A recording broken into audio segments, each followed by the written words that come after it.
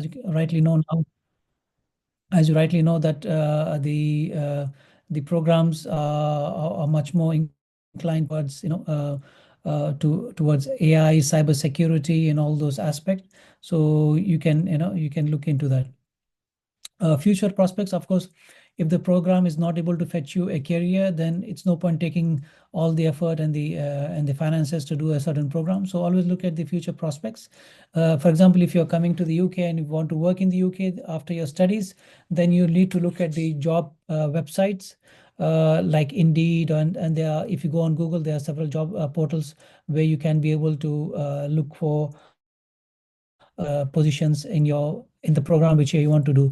Let's say if you want to do a program in mechanical engineering, then you look for mechanical engineering options in the UK. Then it will give you exactly what they're looking for, what is the salaries you can expect, and what kind of job duties or profile the potential companies are looking at. Similarly, you can look in different industries to find more about that particular industry.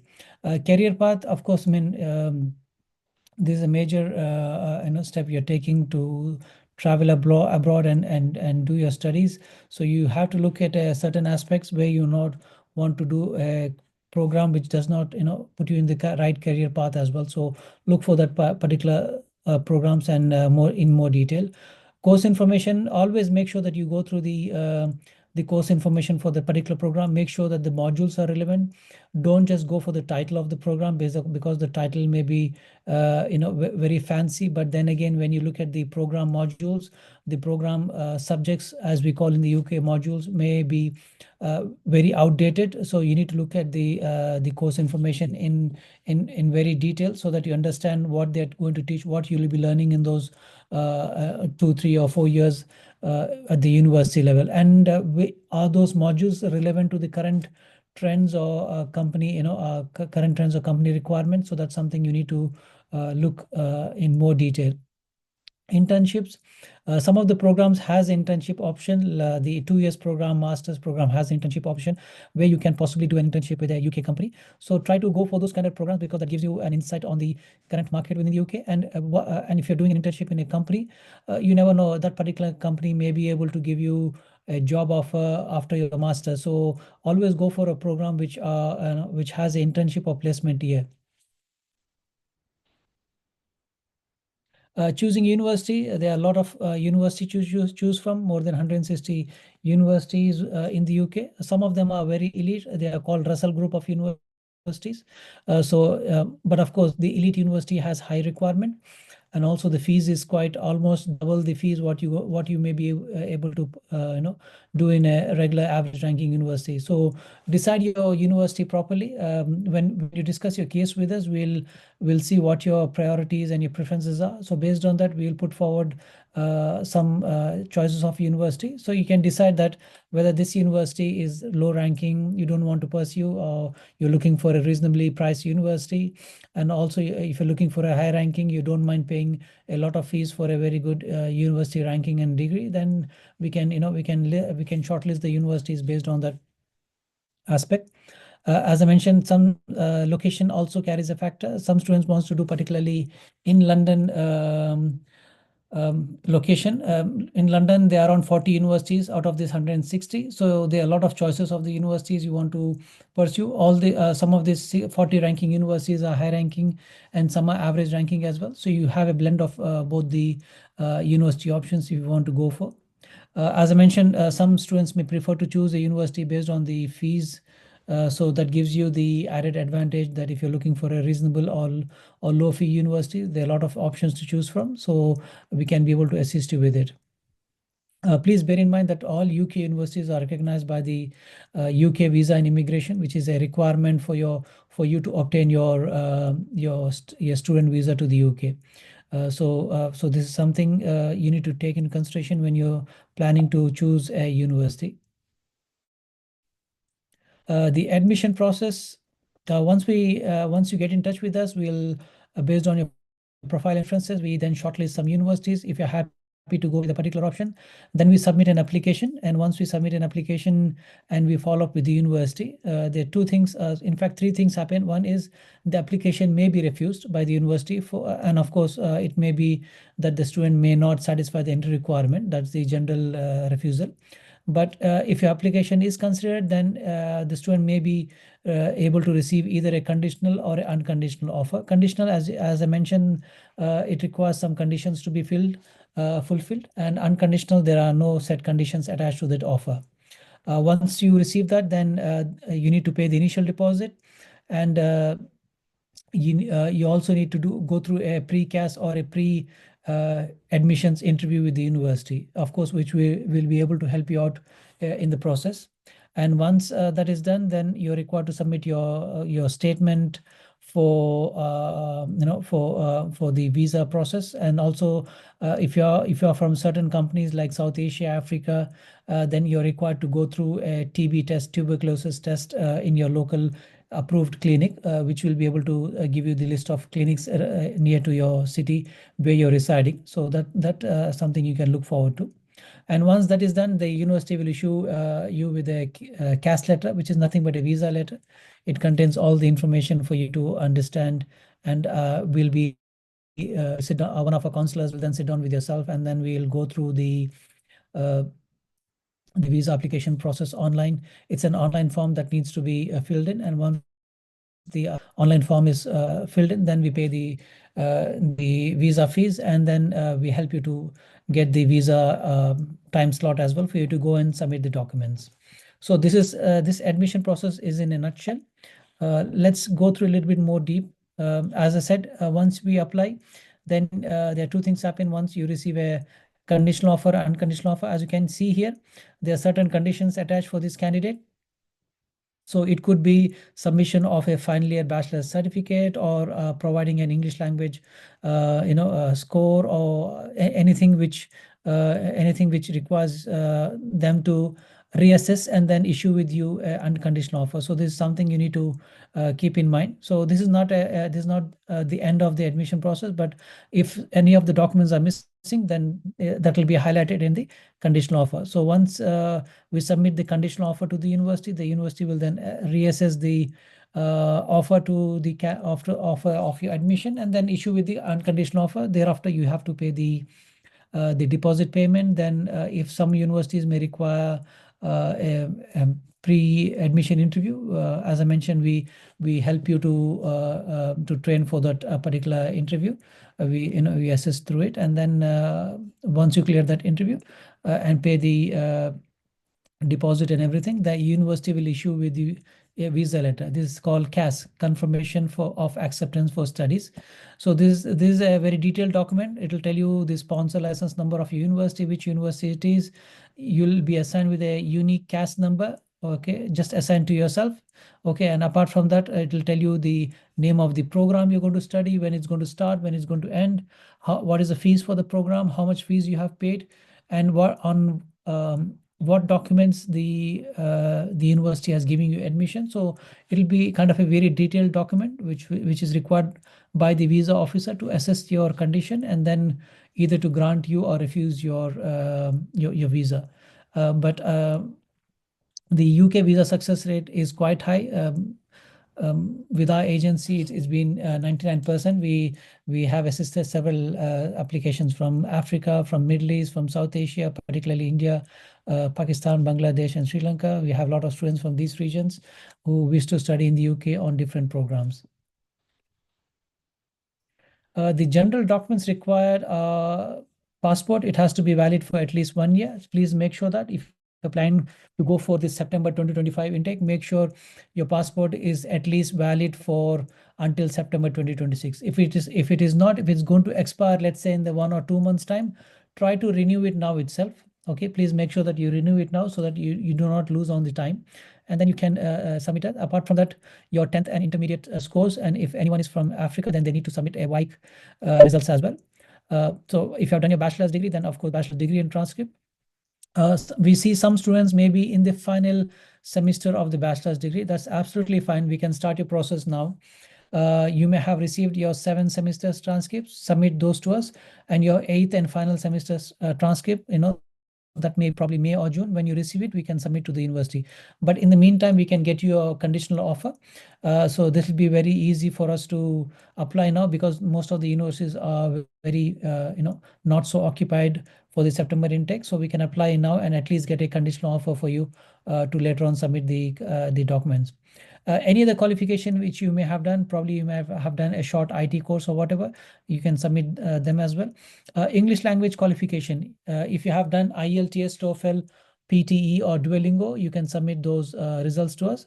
But as we mentioned in a flyer, we have universities who do not require English language scoring like IELTS or TOEFL.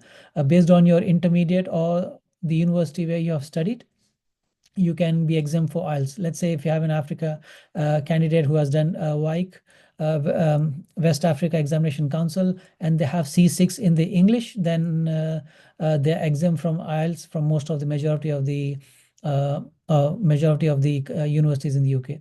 Apart from that, we have several universities accepting Indian 12th grade or PUC results. If you have at least 70%, then we can get you a IELTS exemption. And some universities are exempting IELTS based on your medium of instruction letter from the university. Medium of instruction letter is nothing but a letter from your previous institution saying that your education was taught and assessed in English. So based on certain universities letter, the IELTS can be exempted.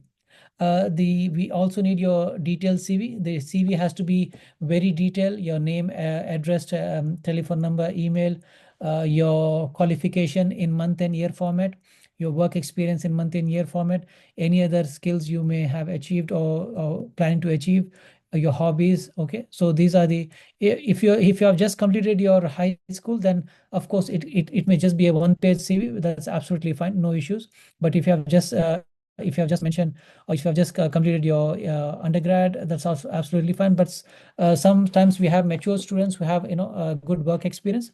So please do mention your job title, the name of the company you worked, and from date and end date of that particular post where you have worked. So the CV has to be very detailed with the job responsibilities as well. So please that take into consideration.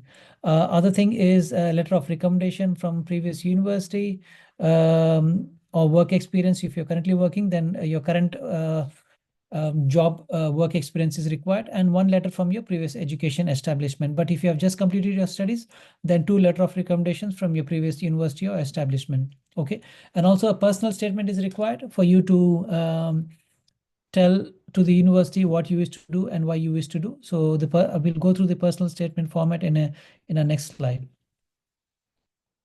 Okay, the personal statement has to be around, I would say 1.5 to 2 pages, not more than that.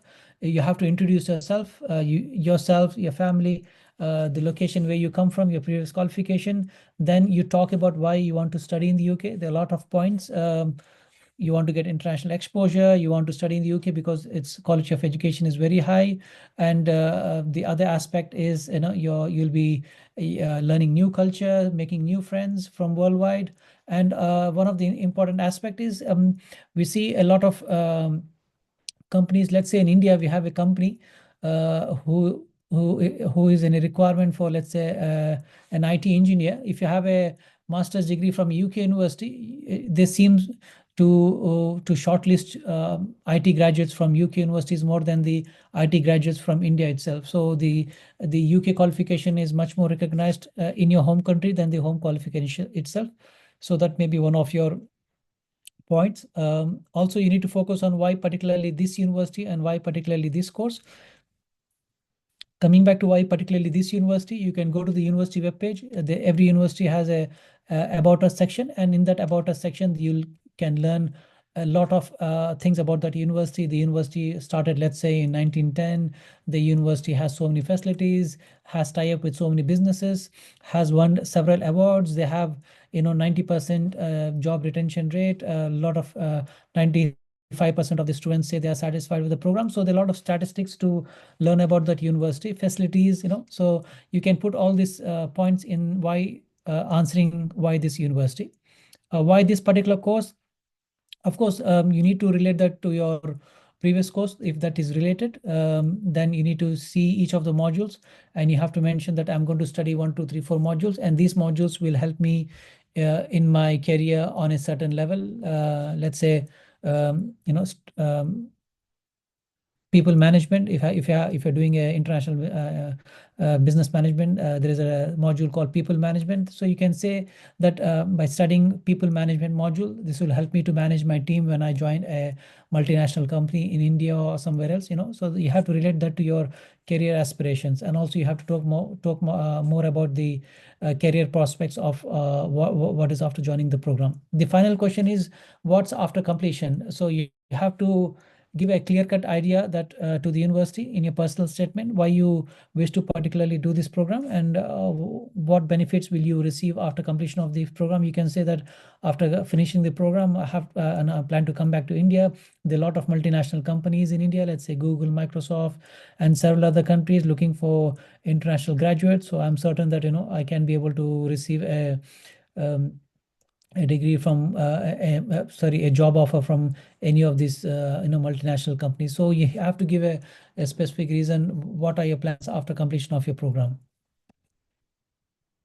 When to apply? We would say at least 6 months, but not less than 4 months. So this will help us to shortlist the universities of your choice, then apply, get an offer, go through all the admission process as we mentioned, and then help you to apply for the visa, get your visa in time, and then once you have visa in time, you are allowed to enter your UK 1 month before your course start date. So that will help you to come early, settle down, look for an accommodation, settle down, and then start your program. So rather than rushing things at the last moment, it's better to take an early approach and try to get the process going before. So for September 2025, this is now the right time. If you apply now, we can expect a response from the university in a few weeks time for your offer, and then we can keep the offer ready. The university will not require you to pay any fees until you have made up your mind and you want to go ahead with the particular offer. You're not paying any, we don't charge any service fees, so you're not losing on anything. Okay. The general intakes are September, Jan, and there are a few courses offered in May as well. So if you're planning for this May 2025 intake, we have some universities who offering in business and IT. So please do reach out to us if you're planning for this May intake, and if you're planning for the September intake as well. So let's start the process now itself. Funds required as part of the visa process, you're required to show funds in your bank account. So the required funds have to be in the bank account for at least 30 days. It could be in your name, in your parents' name, or in only, not brothers and sisters, not next door neighbor, not uncle and auntie. It's not possible. It should either be in the bank account has to be in your name or in your parents' name, or it could be combined. I mean, 10 lakhs could be in your account and another 10 could be in your father or mother's account. So you can say that I have 20 lakh access to 20 lakh rupees for my higher studies. So there has been some changes in um, the visa funds requirement. Colleagues will be able to help you out once they have shortlisted the universities. So this is roughly to give you a rough idea. You have to maintain at least around 25,000 pounds for 30 days. The balance should not go below 25,000 pounds. So it could be. So please make sure that it's in your local currency, so that that it reflects. I see particularly from Nigeria, a lot of issues on currency exchange. The currency fluctuation is quite high. So we recommend that you keep at least 3,000 pounds more on what is required, so that if there is any changes in the currency, then it could be taken into consideration. But also for India, try to keep another 2,000 pounds on top of what is required. So there's slight change in the currency rate as well. So you have to take that into consideration.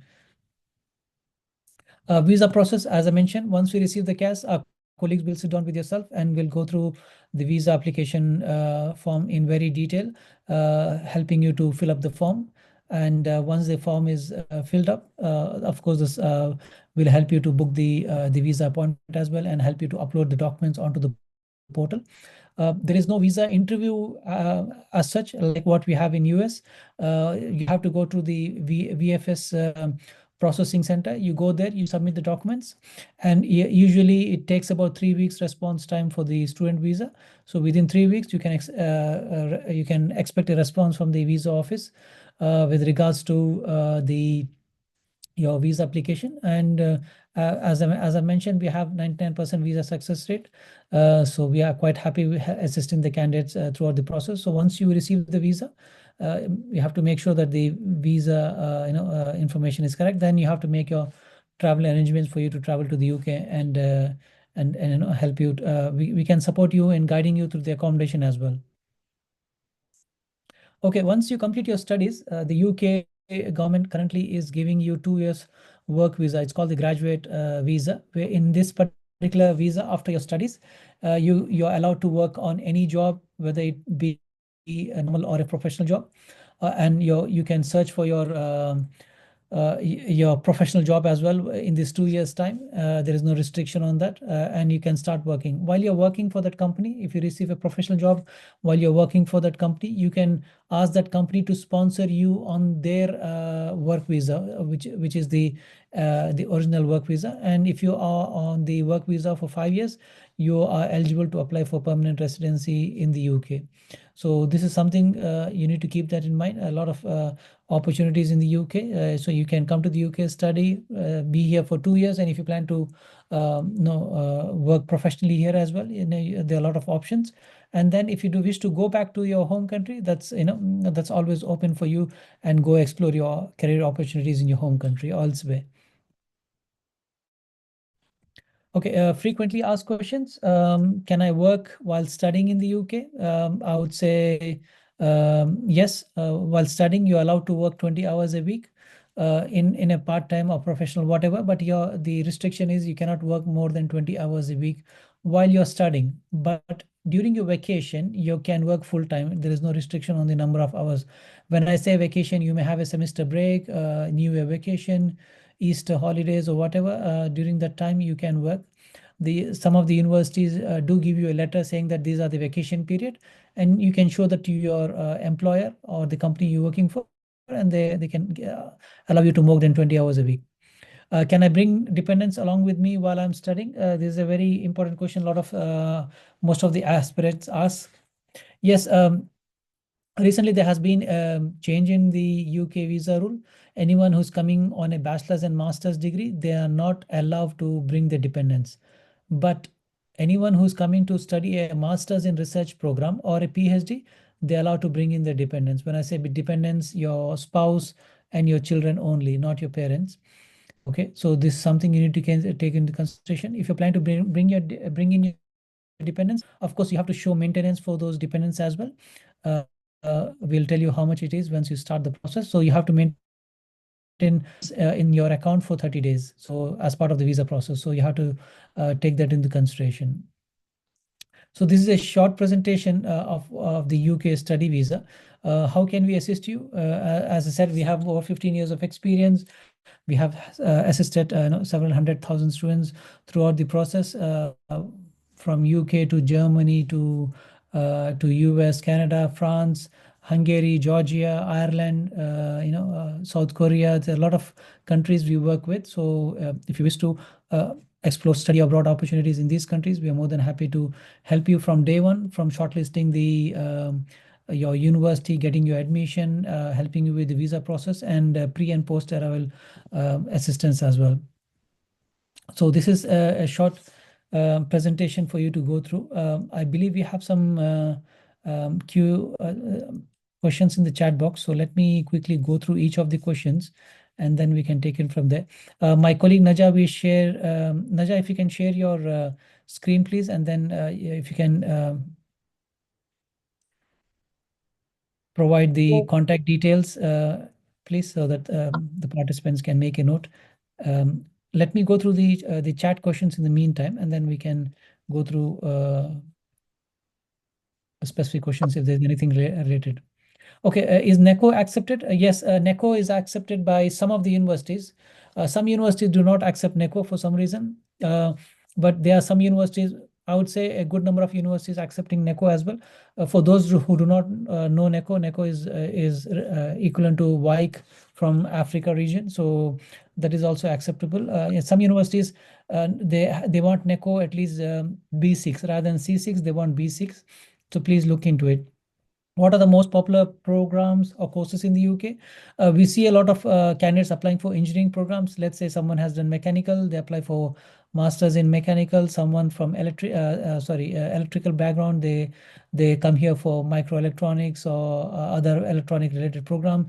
Someone from civil, they come for structural or quantity surveying programs. Someone for bachelor's, there are a lot of programs in bachelor's from MBA to international business, from accounting or finance related programs as well.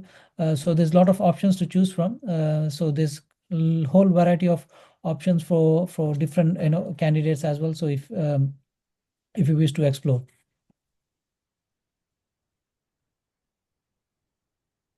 Yeah, someone said they have a doubt, but they haven't posted the question. Please, can you post the question? I want to study in UK, but my family is telling that Indians don't get to work in UK companies. Is it true? See, it all depends on yourself. Eventually, even if you are in India and if the candidate does not have the right attitude or experience or knowledge, no company would employ them. This is the bottom line. Similarly, if you are in UK and if you have the knowledge, the commitment, the attitude, then of course, I mean, no one can stop you from applying or getting a job. Of course, the competition here in UK is a little bit higher than they may be in India in general sense. But then again, if you have, if you are the right candidate, then of course the company would certainly take you because the company is paying a salary for a post. So they want the right candidate for the right job. So if you are the one, then of course, why not? Which UK university is best for security law enforcement and investigation programs? So yeah, I believe if it's in terms of IT programs, then of course there are a lot of universities we can choose from. But if it's relating to um, LLM, then there are a lot of universities offering masters in law programs as well. So we can look into it. If you can get in touch with us and let us know exactly what programs you're looking, then we can certainly assist you with that. Uh, does embassy take an interview for Northumbria students? The embassy does not take an interview. The UK visa system is such that the interview assistance or the interview requirement is the onus is on the university, not on the embassy. Embassy randomly takes an interview. Touchwood, we have so far have not received any candidates who were asked to take an interview. But Northumbria University in general will take an interview just to see where the candidate is coming from, whether the candidate actually knows about the university, the program they want to study, the program, what is the fees, and what are the personal statement questions what we have gone through. Apart from those questions, there are a lot of other questions. Who's going to support you for your studies? What are your plans? Where is the money coming from? Whether you actually know the program. So we'll do a lot of mock interviews with the candidates. If there is a requirement to go for an interview, we assist the candidates and help them to understand the questions more. So not to worry about that. Yes, Northumbria University does take interview. There are a lot of other universities they do take interview, particularly for candidates from South Asia. Yeah, there's a question. I have a mother want to apply for an MBA in UK, but ask if she can permit it to accommodate. As I mentioned, MBA does not come into that Masters in Research category. So if she's planning to apply for an MBA, then it's not possible for her to bring in the dependents. There are a lot of programs in MRes, Masters in Research in Leadership and Strategic Management. So she can shift her domain to that particular aspect. If she gets admitted into masters in research, then she can bring in the dependence as well.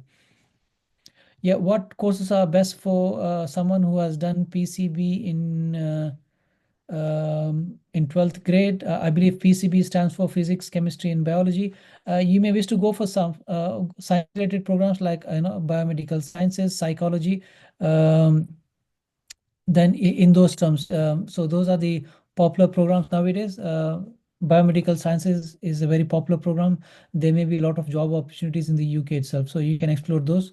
those aspects as well. Apart from those, there is nursing program as well, which you may wish to consider, bachelor's in nursing. Okay, you cannot go for a medicine program. Medicine program requires the process to start at least 18 months before. So let's say someone who wants to start study medicine in September 2024, they should have applied for admission in October 2020, sorry, September 2025, who wants to start medicine. They should have applied for admission in October 2024 itself.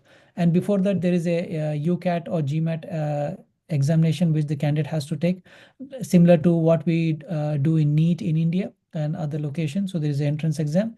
So that has to be taken before you apply for admission elsewhere. So based on your UCAT or GMAT score, you then choose the universities and you apply for 5 universities through the UCAS process. So we can assist you with that. So not at all a problem.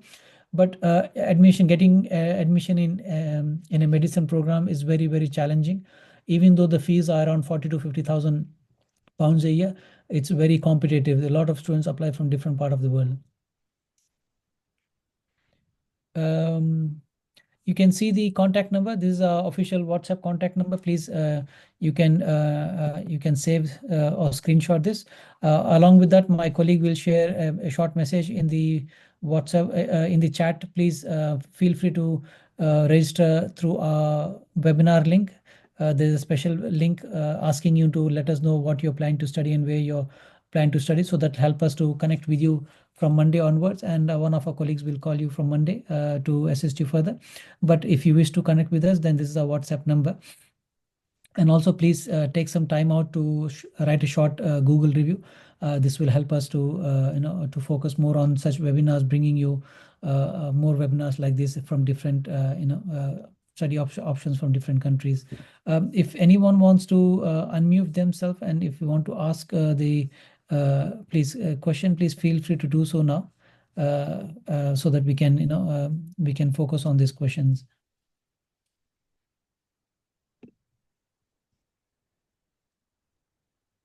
Okay, any other questions, please, before we conclude? Of course, apart from this, if you are in one of these cities, we have branch offices in these cities. Please do get in touch with us so that we can you can speak to and visit our colleagues as well locally, and then you can you can be able to go and visit them in the office and discuss that further. So please make a note of these numbers as well.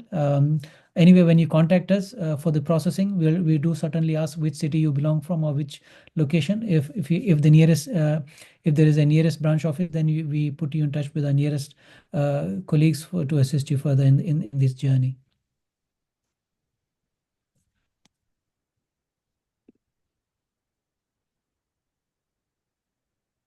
Yeah, you mentioned about scholarship. I did not hear anything about scholarship. Yeah, we have some universities who are giving scholarship about 15 to 20%. So there is no fully funded scholarship in the UK, unfortunately. It's not possible, not even 50%. So the maximum that could be in the region of 20%. Apart from that scholarships, there are certain kind of scholarships, I would say. Some universities have a general scholarship which is applicable for all candidates. But apart from that, if you have very good grades, then there may be kind of a vice chancellor's scholarship or academic excellence scholarship. There are some sports scholarship as well. If you are a sports person, if you have done anything in sports and you have achieved anything, then that could be something additional on top of that. Okay, so based on your profile, we can be able to suggest you universities which are relevant.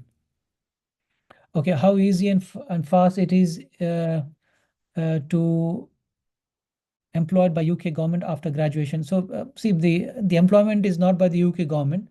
You're open and you're free to apply to any company in the UK who may be able to offer you a job for the career you want to choose in. Okay, but when you when you choose a company, please bear in mind that some companies do not have the sponsor license, which means that they may not be able to offer you a proper work visa.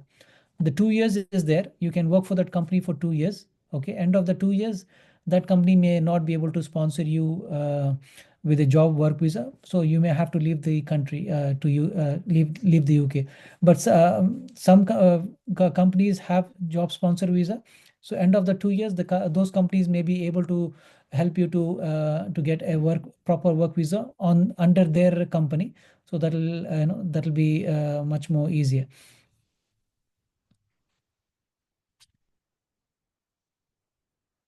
Okay. So which UK university is best for security law enforcement and investigation? This is a very specialized course. If you can get in touch with us and provide us with your at least your CV, we have to see what's your previous background and what options are available in the near future with regards to this particular program, and then we can shortlist some universities according to your preference as well. So please do get in touch with us.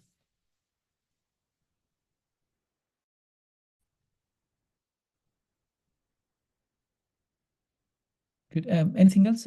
Any other questions before we conclude the session today? If someone wants to unmute themselves and then speak, please do feel free to do it now. So, Yes, please good go ahead. evening, sir.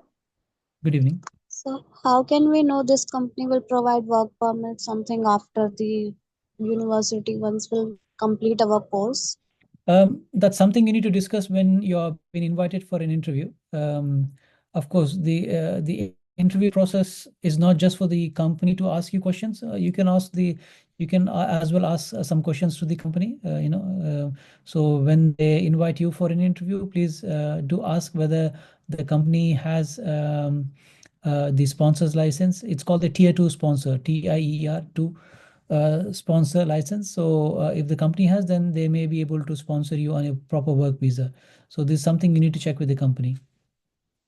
Okay, but don't go that into start to try to build up your career in the UK with the 2 years graduate visa option you have. And you may work with a company who does not have a tier 2 visa for 1 year. And after getting that 1 year experience, you can switch to a company who has the tier 2 visa to sponsor your work visa. Okay. So don't just from day one stick with this notion that I have to go with the company who has a sponsor license. Uh, don't restrict yourself. If there is an option, yes, of course, that's very good. But if there is no option, please go with a company who does not have it. At least try to gain some experience, and then based on the local experience, you can apply for other companies, because the local experience does matter in most of the cases. If you have a UK experience, then it gives you an added advantage from other people who have applied for the similar positions. This is the same reason why we say that when you are doing a master's program, do a program with an internship option, because that may give you a chance to work with a UK company, and that 3 to 4 months of experience will be very valuable. And who knows, that particular company may be able to give you a job offer after your completion of your master's degree. Okay. So, one more question Um, I have. yeah, please go ahead. Actually, sir, I just heard somewhere if I will complete my bachelor degree, then I can't take 1 year gap after this because meanwhile I have to complete master within 1 year. Is it compulsory? No, see, particularly for UK, there is no restriction. We had candidate who did their bachelor's in early 2000s, 2002, and then with 20 years of experience, they applied for a master's program and they got the visa. So it's not necessary, particularly for UK, but the gap has to be justified. What were you doing? Let's say if you completed your undergrad in bachelor's in 2020.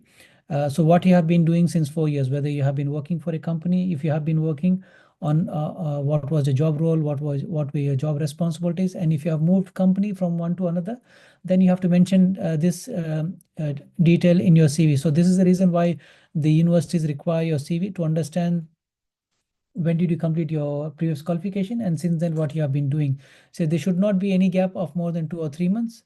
If it was COVID period, they do understand that during COVID a lot of people had issues with jobs, and you can say that I was looking for a job during COVID which I was unable to, but immediately after COVID, let's say from Jan 2023, I got a job and then I'm working now. So that is acceptable, but you have to provide a justification which is logical and uh, and take and can be taken in consideration as well. And sir, one Any? more Yes, please go is ahead.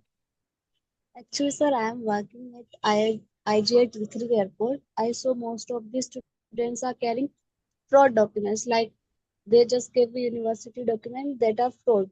I checked, there is no university on that line. Is it fine? See, in UK it does not happen because to get a UK visa, the university has to be a proper university. You cannot apply to an irrelevant university and get a UK visa. That's for sure. It's not possible. In UK, the law is very strict. The university is going to issue with you with a CAS letter, and that CAS letter is already submitted with the immigration office system. And the immigration officer, when they receive your visa application, they check all the details and then they issue the visa. If the university does not have the CAS letter facility, they'll not be able to issue with you with a CAS letter, and you cannot be able to apply for the visa anyway. So there is, in particularly for UK, there is no, I would say there is no fraudulent documents which may go around asking you to apply for a visa. Even if you apply for just for an example's sake, even if you apply for a fake university in a UK, you'll not get the visa because there'll be nothing in the system from the immigration point of view for them to issue with a visa. So you cannot be able to travel to UK anyway. So always check with the university. Whenever I say this to the candidate, in US, any university with .edu is a registered university with the US Ministry of Education. Similarly, any university or college in the UK which has .ac.uk is a registered university and college in the UK. So you can certainly look into it. But if you come across any university which you are not sure, please do get in touch with us. We'll be more than happy to dig deep and see if that university or college is genuine, and then we can advise you on that. Okay, thank you, sir. Any other questions, please? Excellent. Thank you so much. Please do take some time out to register, and please check your Zoom chat as well. My colleague has already shared the details. You'll receive these details via email as well. Please feel free to register if you want to start the process. And also, as I mentioned, if you can take 1 minute and try to complete the Google review as well. We look forward to seeing you in the next webinars, and we look forward to assisting you in your higher studies in the UK particularly. So if you can, if you have any questions, if you want to speak to me on a one-to-one basis as well, please do let us know. We can arrange a one-to-one session as well, just to explore a little bit more deeper on your thought process for studying abroad, and then we can assist you accordingly. Thank you so much for joining on a Saturday afternoon. I wish you a very happy weekend, and please expect a call from our colleague on Monday onwards to start your study abroad journey. Thank you so much, and take care. Thank you. Bye. Thank you, sir. Have a good day. Bye bye. Thank you. Take care. Bye. Thank you.